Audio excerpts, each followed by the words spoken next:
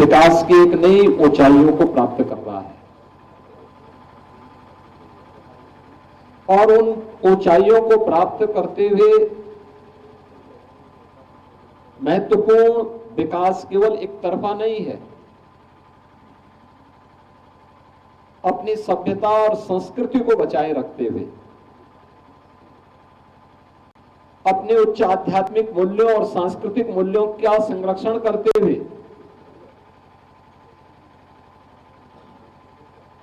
जीवन के प्रत्येक क्षेत्र में विकास के नित्य नए आयाम आज यहां पर स्थापित हो रहे हैं।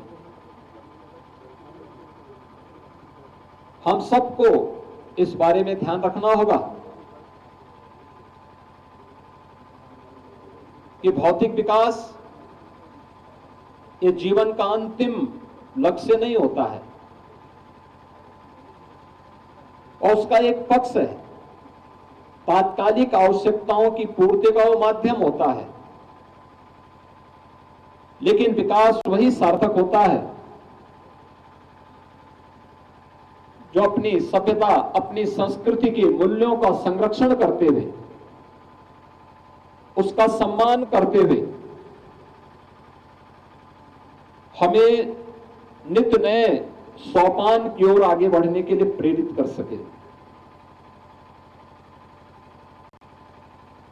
उस नित्य नए सोपान को अग्रसर करने के लिए हमारे शिक्षा के केंद्रों को अपने आप को तैयार करना होगा।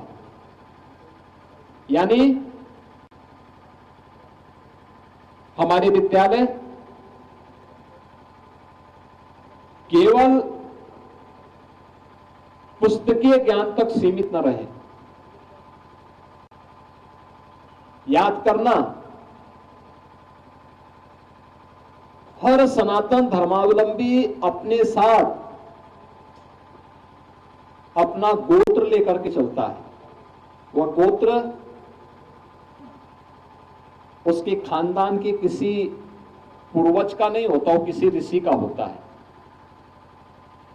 कोई अपने को भारद्वाज गोत्र का बोलता है, कोई गर्ग गोत्र का बोलता है, कोई किसी अन्य गोत्र के साथ वो अपने परंपरा को जोड़ता है।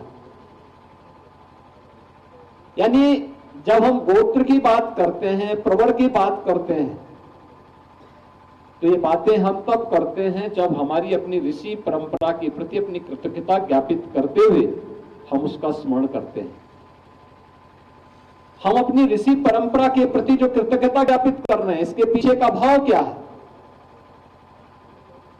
उसके पीछे का भाव यही, क्योंकि यह हमारी शिक्षा के, हमारे संस्कारों के केंद्र थे, जैसे प्राचीन काल में गुरुकुल भी कहते थे।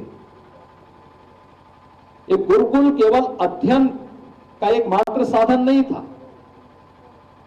ये गुरुकुल शिक्षा भी केंद्र थे।